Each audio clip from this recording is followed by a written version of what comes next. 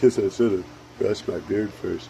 Okay, so we're going to take this corn down today. I'm going to carefully cut the corn out without cutting any dahlias out, hopefully. The dahlias in here. So yeah, there we go. And then what we're going to do, we'll put it in the blender with some RO water. Did I bring? Yeah, there it is. Some RO water in it, in the blender. Blend it up, and then we're going to water it right back onto these plants. And we're going to keep these plants kind of separate here for the dimboa experiment because, wait, no, I'm sorry. These have got dimboa plus the GABA and microcosm. So they can still get GABA and microcosm since this is a combined one.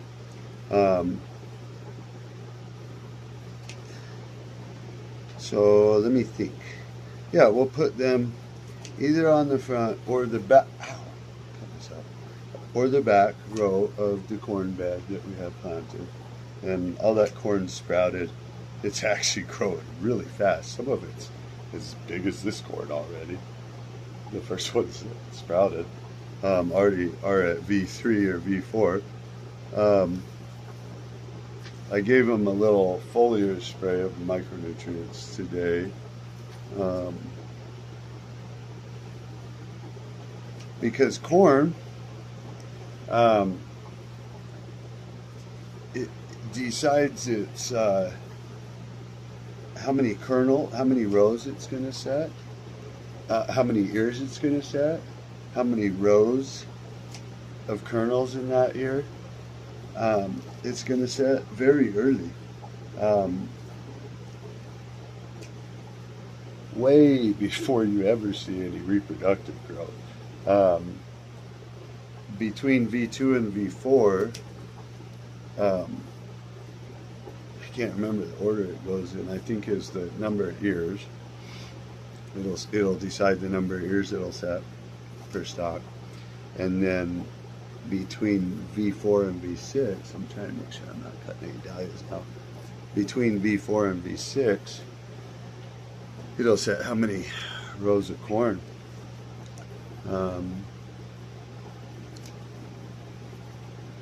Rows of kernels. So good nutrition, especially micronutrient nutrition right up front, is super important for corn.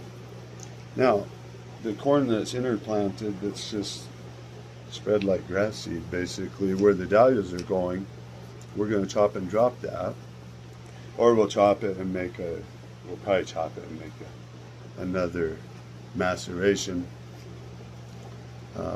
mix. I'm going to leave the roots in here because they're full of dimboa as well, and we're going to leave these tubers that are in here for a while, and then maybe we'll that's what I was going to do. I was going to plant the cuttings off these in the corn bed, and we'll just grow these out in here. It's not very deep, but you know, I think we're fine, because these have the roots from all this corn, and then we're going to put this maceration mix over it, so they'll have a really good dose of dimboa, and I don't think there will be any numbers of viable bacteria left in. I hope I'm not stuffing that too full. Maybe I should blend it up. It's getting really full. Left after the corn's done, you know. So we'll see how these turn out. We put a lot of water in there because I don't want it to be real difficult to blend. I hope I didn't. I was just stuffing that in there, talking away. I hope I didn't create a nightmare. I'm going to take this over here and blend it.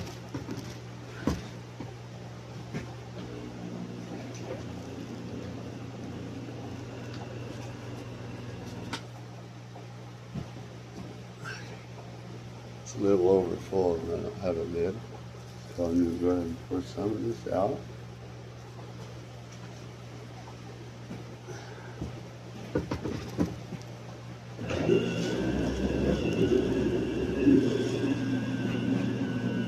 Smoothie time.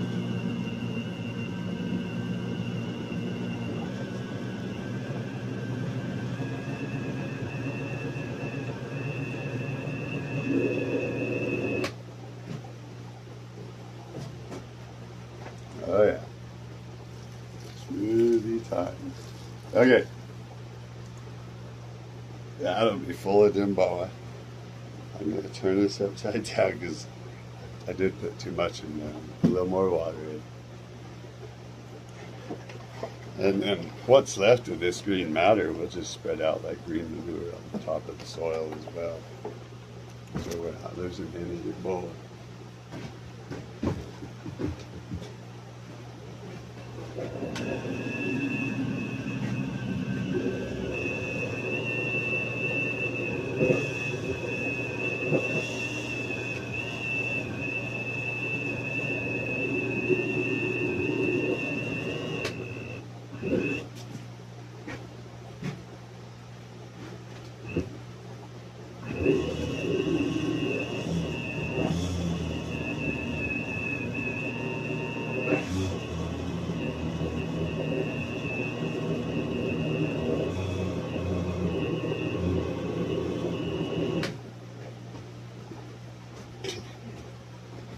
Blending grass is not easy.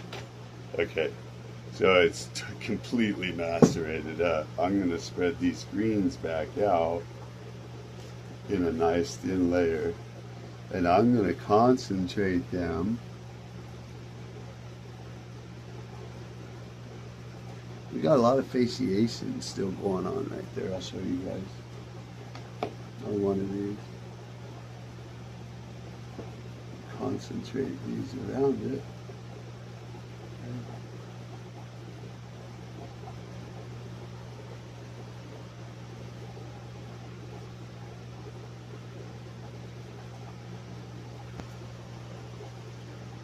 Set it right on top of it for the moment. Pour it right over the top of that cut. Right over the top of that one. Okay. I guess I should turn this so you guys can see what's going on.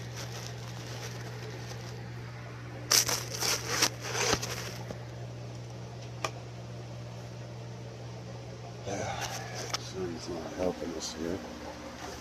Let's see what we can do.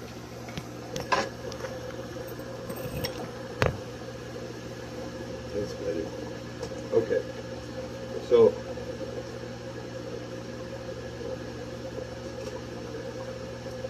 corn, it's not that easy to blend the corn. I should have put it.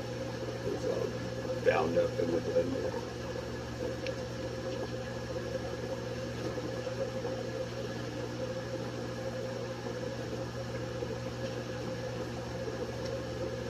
Okay. We're going to finish cutting corn here.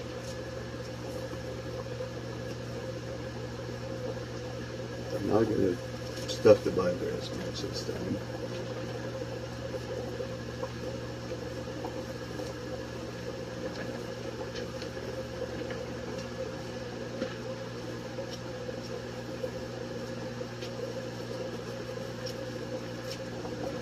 So if I remember right, the first watering I did on these, and I didn't really mean to, I was trying to keep the group separate, but I completely forgot I had water sitting there that had GABA and microgasm in it. And I did water these one time with that, the very first water. And then I kept that out so we could see more of what the dimboa was doing. And to be honest,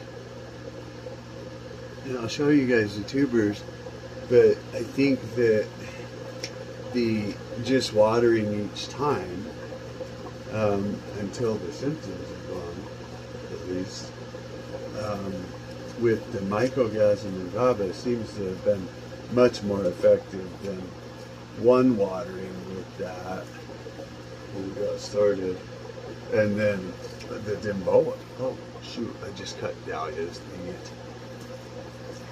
I just cut 2 cuttings right off. They got shaded out in the corn, so they grow real slow. After I took the first cuttings, I'm guessing, I'm assuming from the shade, it could be because of the leafy gall. Okay, because it doesn't really look any better than it did. Now we do have cuttings off these. See, we're still super leafy gall looking there. Let's see, can you guys see it? There it is. Super leafy gall looking there still. This one looks okay, but there was one that really didn't have any symptoms when we started. Now I put this stuff on it, we'll pull it back a little bit, but it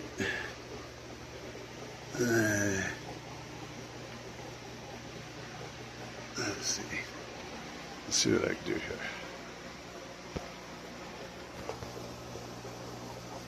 Oh, it's not gonna let me zoom. Okay, anyway, let's call this back. It still looks pretty galled up. And then this one, I dumped it right on, it's the worst. It looks really bad galled. Bad fasciation all through there. I hope you guys can see that. This one looks horrendous. So it doesn't look like growing it with the corn did anything like just using the mycogazin agave on it. So we'll see. I kind of tend to think that oxygen regulation, the one of the ingredients in the mycogazin does within the plant, and it probably does it within the bacteria too. I guess I should look into that. I think that's having the most profound impact, to be honest. And then, you know, making sure that our proline to GABA ratios are extremely low. You know, like excessing GABA, not on the proline end. Let me blend this real quick.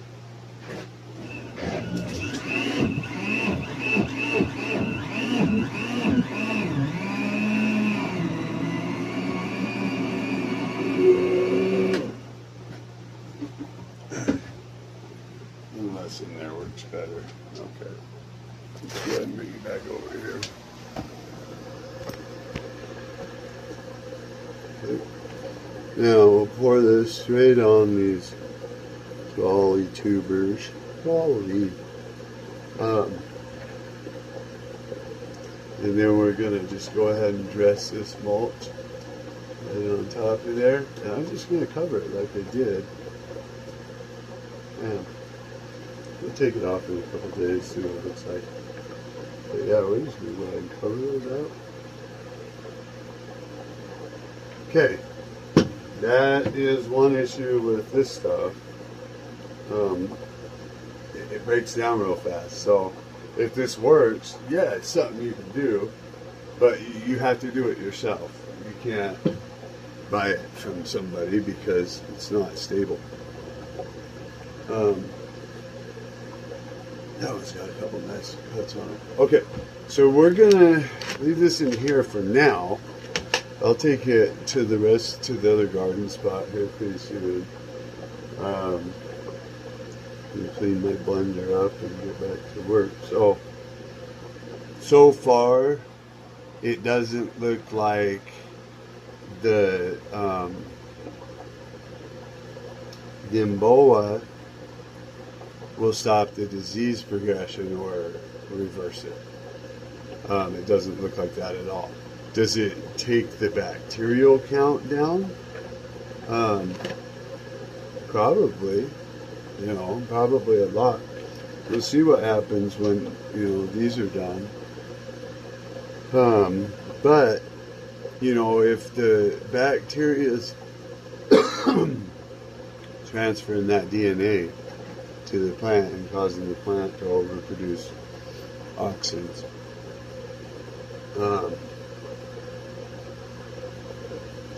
then killing the bacteria doesn't necessarily stop the progression of disease anyway. But you are biofumigating your soil to decrease your chances of having all of those there in high numbers.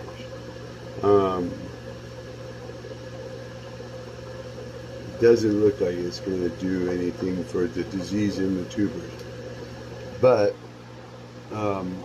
we will send some of the soil off and get it tested and look for Rhodococcus faciens. And if I can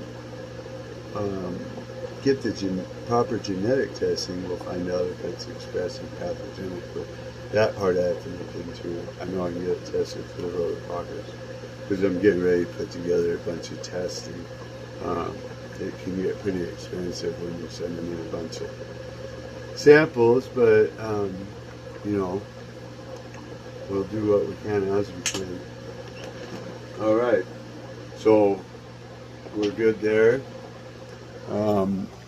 and we'll continue on with our experiments. The cuttings off these will go into the corn rows, whatever ones we keep. Now those cuttings are the ones that you saw, those really high temps with no humidity, and I didn't have a dome over them. I don't use domes, I haven't in 10 years. But we'll get some testing done. We'll get these in the corn rows. And then these did get one dimboa treatment right up, or one microorganism treatment right up front. One's not enough to reverse that, obviously. So yeah, we'll get those planted here in a couple weeks in the corn bed.